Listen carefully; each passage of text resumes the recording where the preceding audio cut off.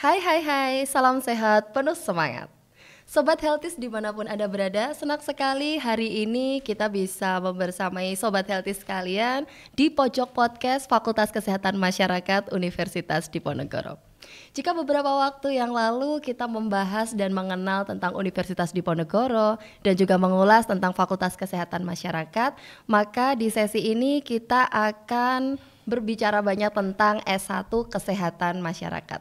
Dan sudah hadir bersama saya di sini Ketua Program Studi S1 Kesehatan Masyarakat, Dr. Septo Paulas Arso, SKM Mars. Selamat bergabung Pak Septo. Baik Mbak, baik, terima kasih. Sehat nggih Pak?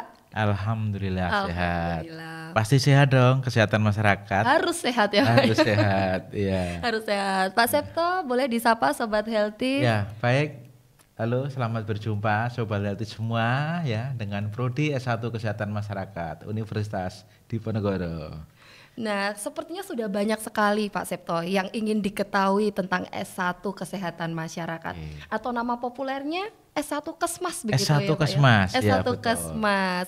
Boleh diceritakan Pak Septo apa sih S1 Kesmas ini? Ya, baik. Mungkin kalau mendengar kata kesmas pasti arahnya pada puskesmas ya gitu ya. Iya, iya. Ya.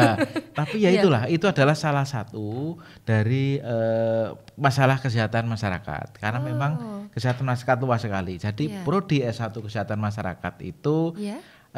salah satu prodi yang merupakan awal cikal bakal dari prodi kesehatan masyarakat di Indonesia. Oh, Ya, jadi kita termasuk satu dari 5 prodi awal kesehatan masyarakat yang ada di Semarang ya. Ada Iya. di Jakarta, di Medan, Iya. Surabaya dan Makassar. Salah Ini kita satunya yang di salah Undip satunya nih. di Semarang. Oh, luar Jadi termasuk biasa. yang tertua. Wah, termasuk Iya. yang tua ya, pelopor Kita ya termasuk Pak ya. pelopor dan sekarang menjadi pembina untuk prodi-prodi kesehatan masyarakat di Indonesia. Oh, oke. Ya, Luar jadi biasa. prodi kesehatan masyarakat itu kalau kita mendengar kesehatan masyarakat, Ya. ya, ini pasti asosiasinya dengan sehat, sakit ya gitu Iya. ya. Ya, tapi Iya. kita bicara kesehatan masyarakat, kita mengurusi masyarakat, Mengurusi masyarakat. memastikan masyarakat tetap sehat Oke. supaya mereka tetap sehat bahkan menjadi terlindungi, tercegah dan semakin sehat. Oh, Nah, itu iya. konsepnya dari kesehatan masyarakat. Dari masyarakat. Dan kesehatan masyarakat itu merupakan satu keilmuan yang mempelajari keilmuan yang luas sekali dari kejadian sakit, penyebab penyakit, kemudian juga nanti akan mempelajari tentang di situ kita akan belajar tentang keilmuan sehat dan sakitnya di masyarakat ya, itu kejadian di populasi. Nanti kita akan belajar epidemiologi. Dan ada penyakit tropik. epidemiologi. Ini Ya, salah satu ini kompetensinya ya Pak kompetensi ya. atau salah satu keilmuan di kesehatan Keilmuannya. masyarakat. Jadi epidemiologi dan penyakit tropik yang mempelajari tentang berbagai faktor-faktor penyebab penyakit dan kejadian sakit di komunitas. Di komunitas. Ya, Jadi di lebih fokus masyarakat. pada penyebab penyakitnya. Iya, gitu, dan Pak. upaya pengendaliannya. Oh, dan upaya pengendaliannya. Ya, itu epidemiologi. Kemudian juga karena kita ini mempelajari masyarakat, kita menyehatkan masyarakat, mencegah, melindungi masyarakat, maka ada upaya yang kedua terhadap masyarakatnya. Kita belajar tentang promosi kesehatan dan ilmu perilaku. Wow, apa ini Pak promosi Ya, kesehatan, promosi kesehatan dan ilmu perilaku supaya orang-orangnya ya masyarakat ini bisa menjadi sadar, kemudian jika mereka bisa mampu mencegah dan juga mereka mampu untuk mempunyai perilaku yang baik untuk mempromosikan kesehatan. Ya, di masyarakat. Di masyarakat. Ya, Kemudian yang ketiga adalah masih mempelajari tentang biostatistik dan kependudukan karena ngurusi masyarakat luas ya. Jadi biostatistik dan kependudukan. Jadi itu indikatornya adalah indikator statistik, tapi untuk kesehatan. Data berarti Pak? Iya, untuk kesehatan. Karena juga. Ya mungkin kita pernah mendengar ada kata surveillance kesehatan. Itu adalah angka-angka statistik dari status kesehatan yang dimonitor. Nah, jadi belajarnya memang banyak ya keilmuan kita. Ternyata banyak ya. Banyak sekali. Masyarakat ya. Iya, kelihatannya kesehatan. Tetapi kita juga belajar keilmuan sosial juga, kan pendekatan sosial juga. Kemudian ada lagi keilmuan atau pembelajaran tentang administrasi dan kebijakan kesehatan. Administrasi kebijakan kesehatan. Apa itu? Apa itu ya? Pasti ingin tahu loh. Iya, kesehatan kok belajar administrasi kebijakan. Iya, karena kebijakan upaya-upaya kesehatan di masyarakat, upaya untuk memastikan masyarakat sehat dan upaya itu bisa berjalan dalam bentuk program dan kebijakan, harus ada kebijakan yang memayungi. Kemudian ada upaya untuk menyelenggarakan. Nah, jadi itu satu hal yang dipelajari di kesehatan masyarakat. Semacam memanajemen begitu Pak? Betul, memanajemen. Dan kita kalau kesehatan masyarakat berarti kita berkenaan dengan pengaturan sistem kesehatan. Supaya apa? Supaya masyarakat itu ada program yang, ada kebijakan yang mengatur, ada program yang berjalan, ada pendanaan yang lah itu semua dipelajari. Berkolaborasi ya Pak ya, supaya tersedia layanan kesehatan. Nah, itu dipelajari semua di kesehatan masyarakat. Yaitu tadi 4 ya. Iya, sudah 4 tadi. 4 ya, yang 4 itu tadi dikatakan sebagai core dasar keilmuan kesehatan masyarakat, core-nya. Kemudian berikutnya nanti, karena kesehatan itu, masyarakat itu butuh asupan makanan ya. Maka supaya sehat, supaya tetap sehat ataupun terjaga kesehatannya, itu maka ada kita belajar atau keilmuan tentang gizi kesmas. Gizi kesehatan masyarakat. Ya, gizi kesmas itu dipelajari. Bagaimana gizi di tingkat populasi, bagaimana gizi di masyarakat ya. Misalnya fokusnya di masyarakat. Misalnya ada mungkin yang paling gampang dilihat di Posyandu ya, ada PMT misalnya, bagaimana menu untuk gizi untuk bayi balita.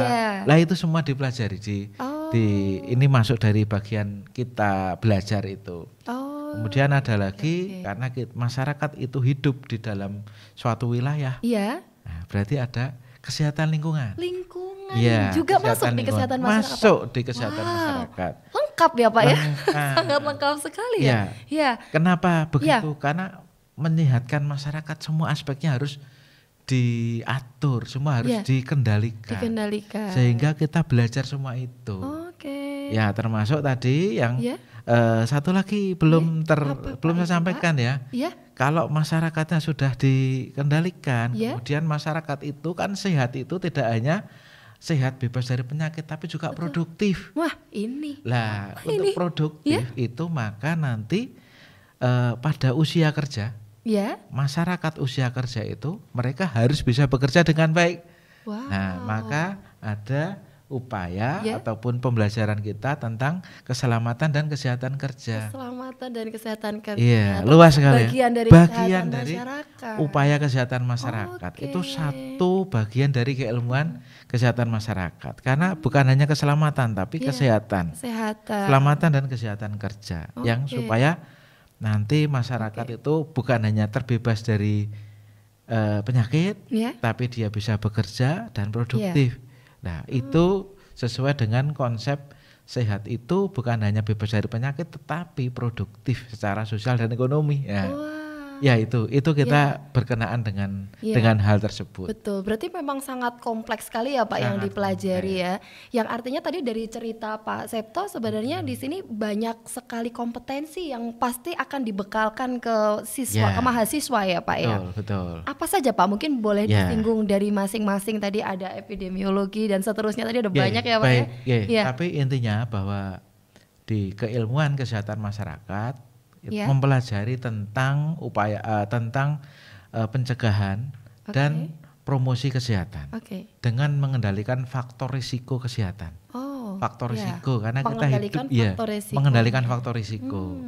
Faktor risikonya itu bisa di lingkungan, bisa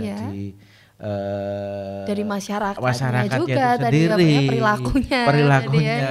Dan jadi itu memang luas sekali sehingga menjadi seorang SKM ya, kalau lulus kan sarjana kesehatan masyarakat, dituntut untuk seseorang yang peka, kemudian juga harus mau belajar dan bisa open mind gitu kan, karena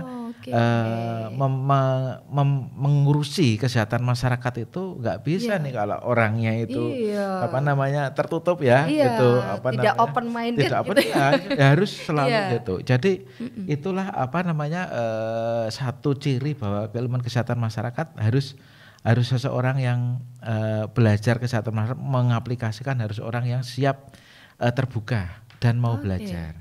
Ya, kemudian Ya, ini kompetensinya itu sebenarnya kalau menurut kurikulumnya itu ada banyak. Banyak. Tapi mungkin bisa diringkes itu bahwa di dalam kesehatan masyarakat, mahasiswa seorang sarjana kesehatan masyarakat itu nanti harus mampu menganalisis situasi kesehatan, kemudian mengembangkan sistem kesehatan. Mengatur tata cara kesehatan. Karena tadi ada unsur manajemen, kompetensi manajemen tadi ya Pak ya. Termasuk kebijakannya. Ya, sistem kesehatan. Bagaimana ketersediaan layanan kesehatan. Kalau kita di Indonesia dari Sabang sampai Merauke, dari kota sampai gunung sampai pedalaman, sampai di pinggir perbatasan, itu supaya harus tercukupi semua. Pelayanan kesehatannya dan mereka berhak untuk hidup sehat. Itu. Betul. Nah. Terus kemudian berarti kalau tadi disampaikan ini kan ada dari berbagai wilayah gitu ya Pak ya. Berarti termasuk juga terkait dengan kebudayaan itu juga masuk sebagai kompetensi Pak. Betul. Karena salah satu keahlian ataupun salah satu tugas dari seorang sarjana kesehatan masyarakat ketika nanti bekerja di masyarakat harus mampu berinteraksi dengan masyarakat. Iya kan? Karena betul. ngurusin masyarakat. Tadi ngurusin masyarakatnya Bagaimana melakukan upaya promosi? Harus bisa kenal ya Pak ya. Tahu budaya setempat. Bisa masuk, tahu budaya setempat, kemudian menggunakan kemampuan komunikasi yang efektif ya, kemudian juga mampu mengembangkan kerjasama berbagai pihak atau stakeholder gitu ya. Penting ini ya. Penting. Bagaimana mau mengajak menyehatkan lingkungan, bagaimana mau mengajak mencegah penyakit. Kalau tidak bisa mendekati berbagai pihak-pihak tadi. Jadi harus tadi luas gitu luas ya. Harus luas, dituntut untuk bisa luas gitu. Kemudian juga berikutnya juga sekarang ini ya tadi kita juga dihadapkan pada situasi di mana teknologi juga berkembang. Kita juga harus mengaplikasikan teknologi melalui tadi promosi kesehatan ataupun edukasi-edukasi dengan menggunakan berbagai platform media, platform digital dan sebagainya. Itu juga kita seorang sarjana kesehatan masyarakat harus mampu untuk menggunakan itu. Berarti menyesuaikan Gen Z ya sebenarnya, karena Sobat Healthies kita juga ada Gen Z dan Alpha nih kayaknya ya Pak ya. Makanya kan kita ada nih yang peminatannya tentang promosi kesehatan dan ilmu perilaku. Kita punya labnya untuk lab AFA ya. Lab AFA untuk membuat pembelajaran ataupun berlatih, membuat media edukasi, berlatih membuat suatu konten-konten tentang pembelajaran ada. Komplit kita. Bikin konten berarti difasilitasi Pak. Difasilitasi. Ya, jadi itu ya. Jadi kemampuannya untuk sampai ke sana karena kita siapkan. Kemudian juga berikutnya mampu mengelola program-program kesehatan. Mampu bahkan mampu menjalankan program kesehatan juga, menjadi pengelola program kesehatan di berbagai level ya.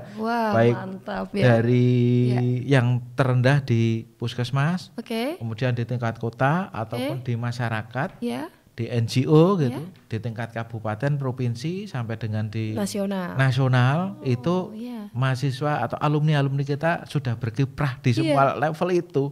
Tersebar Pak ya banyak. Alumninya. Itu menunjukkan kemampuannya itu berbagai level mampu. Ya. Kemudian juga seorang kesmas itu harus mempunyai atau mampu menerapkan kepemimpinan dan konsep berpikir sistem ya, leadership dan sistem thinking. Mantap. Ya, itu satu hal yang harus dimiliki karena nantinya akan menggerakkan masyarakat.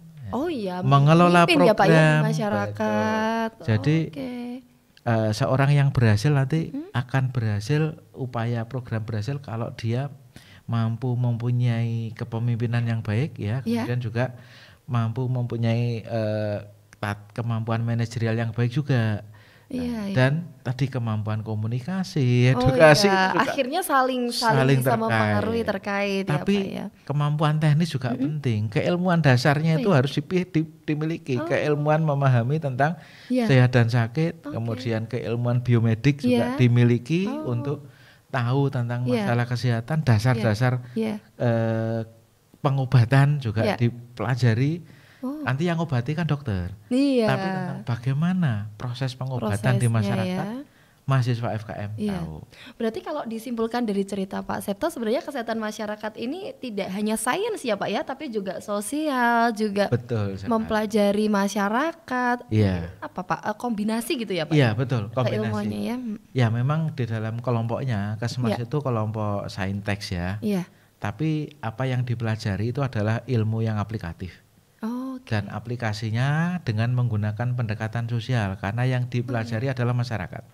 Wow. Jadi yang dipelajari masyarakat, sehingga pendekatan-pendekatan sosial yang yang bermanfaat atau dibutuhkan untuk melakukan komunikasi, pendekatan, intervensi pada masyarakat itu harus dikuasai juga. Harus dipelajari. Jadi ilmunya komplit.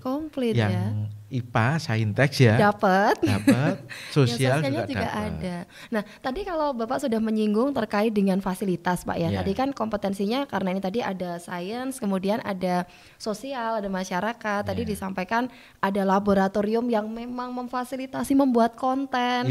Nah, berarti ada juga laboratorium yang juga memfasilitasi untuk memperdalam terkait dengan sainsnya Pak? Ada. Ada juga Pak? Iya, karena kan tadi mempelajari tentang penyebab penyakit, kemudian ada ilmu biomediknya ya. Nah, di epidemiologi itu juga punya laboratorium epidemiologi. Khusus ini? Bisa, nanti mahasiswa FKM itu ya, mahasiswa Kesmas itu belajar tentang mikrobiologi, tentang parasitologi.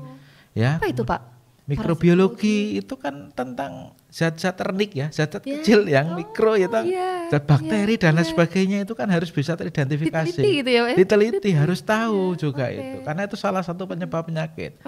Parasitologi. Kalau ada yang cacing atau apa itu kan parasit semua, itu faktor yang menyebabkan seseorang sakit lah. Itu dipelajari, ada labnya, kita belajar tentang itu.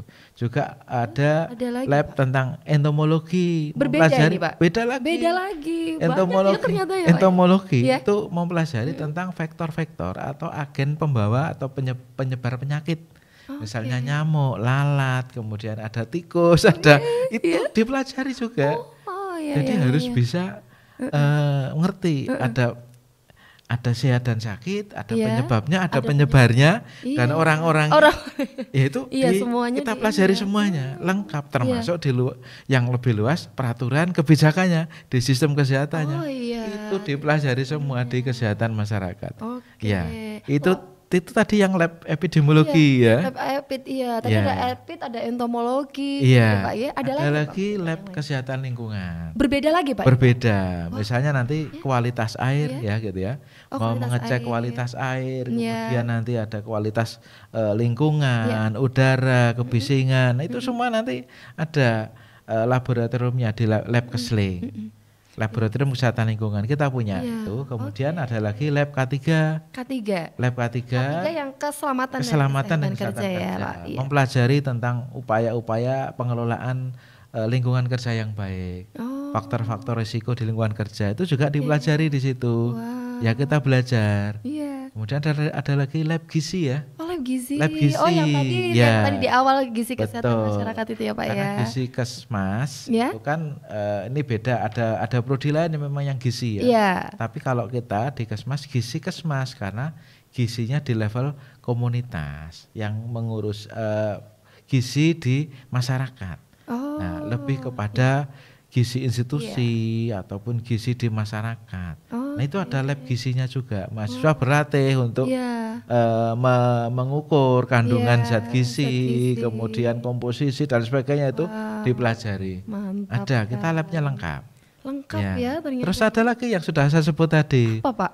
Lab untuk kemampuan edukasi, kemampuan promosi, yang tadi yang lab alpha. Sudah saya singgung tadi ya. Cuma tadi ini bahwa itu juga kita punya mahasiswa bisa berlatih membuat konten, bisa mengedit film, kemudian sampai membuat film, membuat konten-konten. Tapi kan buat konten bukan hanya membuat, tapi bagaimana konten itu dibuat supaya bisa sesuai dengan audiens, sesuai dengan target, pesan apa yang mau disampaikan itu kan ada ilmunya. Ditambah dengan keterampilan tadi. Lengkap lah menjadi seorang promotor kesehatan. Seru ya Pak ya, Seru. banyak sekali kegiatan praktikumnya. Nah, kalau tadi kan praktikum yang di kampus ya Pak ya, mungkin dilakukan di kampus. Kalau di luar kampus ada tidak Pak untuk kegiatannya? Saya belum sampaikan kan. Oh belum ya? Baru ceritanya baru di dalam kampus, di kampus ya Pak ya? Dalam kampus. Iya. Nah, kalau di dalam kampus ada praktikum yang sifatnya simulasi ya di laboratorium. Betul. Nah, kalau mahasiswa Kesmas itu justru core kompetensinya harus mampu mengidentifikasi dan menganalisis masalah kesehatan di masyarakat sampai dengan melakukan upaya solusinya, intervensi solusi masalah kesehatan di masyarakat. Justru itu yang harus dimiliki seorang mahasiswa wajib ini FKM. Pak ya, wajib banget ya. Iya, apa itu Pak? Kita ada program kurikulumnya yang disebut sebagai praktek belajar lapangan. Praktik belajar lapangan. Berarti jadi, mahasiswa ke lapangan. Mahasiswa ke lapangan. Oh, ke masyarakat begitu. Ke masyarakat. Oke. Melakukan mahasiswa diberi tugas untuk melakukan diagnosis komunitas ya, masalah kesehatan di masyarakat. Masyarakat. Oh. Bagaimana situasi masalah kesehatan di situ? Iya. Mahasiswa lihat data di puskesmas. Iya. Data kesehatannya seperti apa? Oh. Kemudian kalau sekarang ini kita pakai polanya kota sehat. Oh, kota sehat. Kita kota sehat. Bagaimana supaya suatu wilayah itu sehat, di level itu kota sehat, tapi di kelurahan bisa berkontribusi mewujudkan kota yang sehat. Mendukung ini ya Pak ya. Berarti termasuk juga mendukung program pemerintah ya Pak ini Pak. Betul. Iya, jadi kita pakai pendekatan itu karena masalah kesehatan ada di masyarakat. Mahasiswa harus mampu mengidentifikasi masalahnya apa. Indikatornya apa? Apakah imunisasinya yang kurang? Apakah layanan kesehatannya kurang? Apakah partisi masyarakatnya terhadap layanan kesehatan yang rendah? Apa status gizinya yang juga masih kurang? Nah, data-data itu nanti mahasiswa melakukan kajian, melihat di masyarakat, kemudian menganalisis ini penyebabnya apa. Mahasiswa nanti kami tugaskan untuk masalah yang di masyarakat yang bisa dipecahkan di level masyarakat apa. Kemudian juga mahasiswa harus mempelajari program kesehatan yang terkait. Kenapa kok masalah itu masih terjadi? Bagaimana program supaya lebih efektif. Nah, jadi macam evaluasi berarti. Evaluasi. Jadi selain masalah kesehatan di masyarakat, mahasiswa juga harus mampu mengevaluasi program kesehatan dan meningkatkan. Ada jadi, tanggung jawab untuk meningkatkan kualitas dan program tersebut. Wah, luar biasa sekali ya. Ternyata praktikumnya bukan hanya di dalam area kampus, tapi ternyata di lapangan juga. Nah, tadi disinggung terkait alumni Pak. Kan ada banyak ya alumni yang sudah bekerja di berbagai macam institusi. Kalau tidak salah tadi kan disebutkan juga nggak hanya di puskesmas begitu ya Pak ya. Nah, alumninya kesehatan masyarakat ini bisa bekerja di mana saja Pak? Yang paling bawah itu di puskesmas, banyak ya sebagai petugas promkes, administrator, atau sekarang sudah ada yang jadi KTU, Kapus ya gitu kan, banyak alumni kami. Kemudian di level atasnya dinas kesehatan yang sudah menjadi kepala dinas kesehatan juga banyak. Berarti jajaran di bawahnya pasti banyak sekali ya. Karena alumni kita sudah ribuan ya, kita sudah 30 tahun ya, kita sudah banyak sekali alumninya. Kemudian di level kota, kabupaten, di level provinsi, bahkan saat ini ya kepala dinas kesehatan kita provinsi Jawa Tengah itu juga alumni FKM Undip. Kemudian juga yang di level pemerintah pusat, kementerian, di kementerian yang kita bicara jalurnya masih di kesehatan, itu banyak juga Pak. Banyak sekali di berbagai direktorat, di berbagai ini banyak sekali ya yang ada di direktorat tenaga kesehatan, pelayanan kesehatan, kemudian di bagian keuangan, di pembiayaan, itu banyak sekali yang alumni-alumni. Bahkan juga BPJS, Pak ya ada. Itu yang tadi di jalur kesehatan birokrasi dan yang ngurusi program. Yang di pembiayaan ada BPJS kesehatan, di berbagai level dari kabupaten, kota, kemudian provinsi, sampai dengan di pusat itu juga ada alumni kami yang juga sudah menjadi kepala cabang ya di beberapa cabang BPJS. Itu alumni FKM Undip yang sudah berhasil menduduki. Kemudian juga ada lagi BPJS Ketenagakerjaan, banyak juga loh. Yang BPJS Ketenagakerjaan dari FKM banyak juga yang di situ. Kemudian di BKKBN juga banyak. BKKBN dulu kan ada di kota tapi sekarang hanya ada di ada di pusat dan provinsi. Banyak juga alumni kami yang di sana. Kemudian di layanan kesehatan, rumah sakit, rumah sakit swasta, termasuk yang pembiayaan asuransi swasta, itu juga banyak alumni-alumni kami. Yang bekerja di kementerian itu bukan Kementerian Kesehatan, tuh ada tuh salah satu alumni FKM Undip yang menjadi staf ahli Kementerian Pemberdayaan Perempuan dan Anak. Wow, bukan hanya di kesehatan saja. Tapi staf ahli bidang hak asasi manusia untuk perlindungan hak anak atas kesehatan. Tetap ada hak kesehatannya ya. Iya, betul. Oke, nah kalau melihat tadi dukungan dari kampus kan sangat luar biasa, Pak. Kemudian alumninya juga sangat hebat begitu ya, Pak. Berarti kampus juga mendukung iklim prestasi ya, Pak ya? Iya. Oke, betul sekali. Nah, kalau untuk S1 Kesmas sendiri, Pak, mungkin prestasi apa saja, Pak, yang pernah ditorehkan mahasiswa? Ya, mahasiswa kami itu sudah menunjukkan kontribusi prestasi yang luar biasa ya di berbagai level, baik dari level Semarang, kemudian level kota, kemudian provinsi, nasional bahkan internasional. Yang jalur PKM ya, program kreativitas mahasiswa yang itu program rutin dari Dikti, mahasiswa FKM banyak yang bisa menembus sampai dengan di Dikti ya, sampai dengan di pusat ya, sampai di PIMNAS ya. Beberapa kali sudah bisa jadi juara, kemudian juga nanti ada juga ini yang Olimpiade Public Health ya, IPHO itu yang di Indonesian Public Health Olimpiade itu ini mungkin dari beberapa tahun diadakan, tetapi ternyata mahasiswa FKM Undip yang bisa menjadi juaranya gitu. Ya, jadi cukup mendominasi di dalam berbagai event-event lomba. Dan ada lomba yang seni ya, paduan suara, kita punya grup PSM. Ada PSM. Yang bahkan beberapa kali berkompetisi di luar negeri ya. Terakhir di Singapura dapat juara.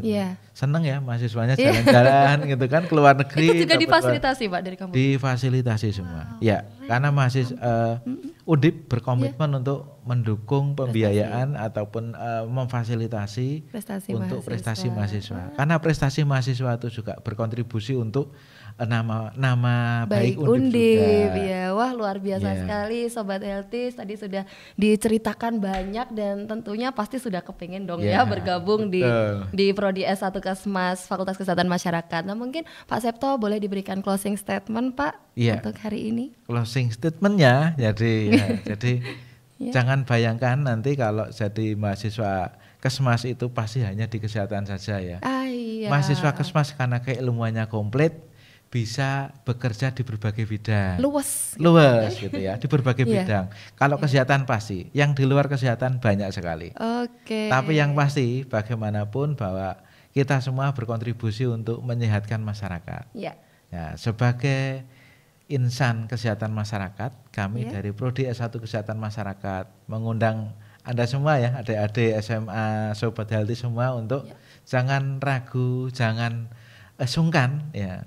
Enggak usah pilih-pilih lagi yang lain ya. Sudah gabung di sini. Gabung saja di sini. Kami tunggu ya kehadirannya. Silakan bisa masuk pakai berbagai jalur ya. Kalau Anda punya prestasi itu jadi satu poin yang bisa dipakai untuk mendaftar ke sini. Betul. Mungkin ini seru, nanti akan kita bahas lebih lanjut ya Pak ya di sesi berikutnya. Intinya kami tunggu ya Anda semua. Ya ditunggu, ayo. Tunggu semua ke sini. Bergabung. Ya, terima kasih Pak Septo atas kesediaan waktunya.